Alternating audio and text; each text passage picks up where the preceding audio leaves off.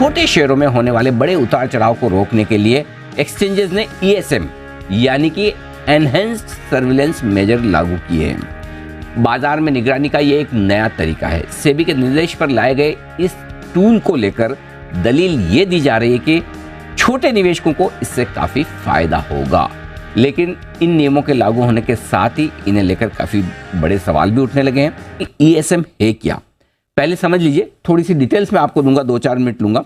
शेयरों में बहुत ज्यादा उतार चढ़ाव को रोकने के लिए सेबी और एक्सचेंज ने मिलजुल कर ये बनाया है और इसका नाम है ESM यानी कि एनहेंस्ड सर्विलेंस मेजर्स।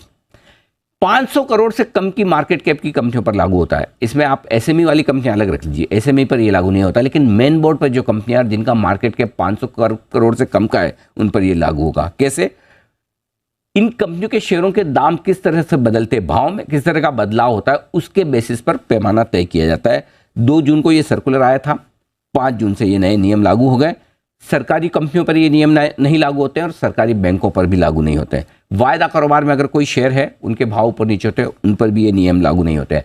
अच्छा, इसमें जो कुछ भी शेयर हैं इनकी हर हफ्ते समीक्षा की जाती है और एक बार कोई शेयर ESM में आ गया तो वो 90 दिन तक के लिए रहता है। अब दूसरा बड़ा सवाल यह आता है कि ESM कब लागू होता है, लागू होने के क्राइटेरिया क्या है। पहले, शेयर के भाव में बड़ा उतार चढ़ाव होना चाहिए। माइक्रो और स्मॉल कैप कंपनियों के शेयरों की जो तुलना उस पूरे सेगमेंट में, उस पूरे सेक्टर में कितना मूवमेंट आया उसके बेसिस पे की जाती है। सेगमेंट का लो हाई प्राइस वेरिएशन देखा जाता है।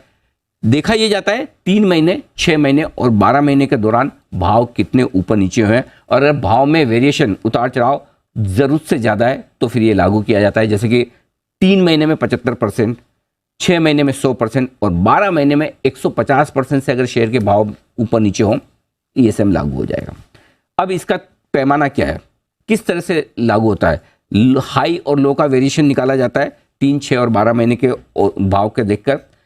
भाव सभी कंपनियों के मुकाबले में औसत से ज़्यादा बदलना चाहिए और ये क्राइटेरिया आपके लिए ESM का आपके सामने। ये तो है ESM 1।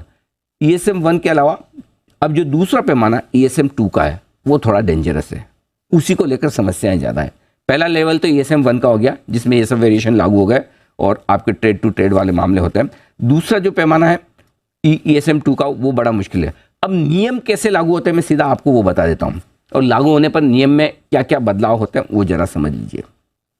ESM 1, जैसे आप सौदा करेंगे 100% मार्जिन देना पड़ेगा, यानी कि आप 100 रुपये का शेयर खरीदें तो 100 रुपये का 100% margin upfront. Price band 5%, stock 5% से ज़्यादा ऊपर नीचे नहीं हो सकता दिन के दौरान।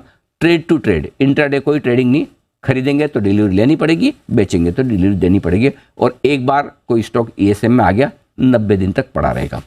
फिर भी ये आपको ज़्यादा मुश्किल नहीं दिखेंगे, लेकिन ESM 2 में जब शेयर जाता है तो मामला मुश्किल हो जाता है। प्राइस बैंड घटकर सिर्फ 2% का।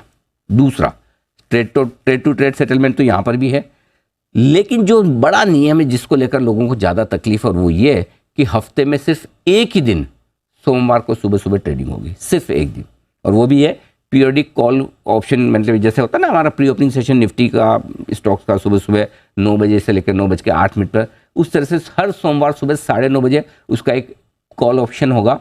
मतलब प्री ओपनिंग सेशन, इसे आसान भाषा में समझ लीजिए, उसमें प्राइस तय की जाएगी और उसके बेसिस पे सिर्फ एक ही दिन ट्रेडिंग होगी हफ्ते में, और एक बार अगर एंट्री होगी तो महीने भर ये बाहर नहीं निकलेगा।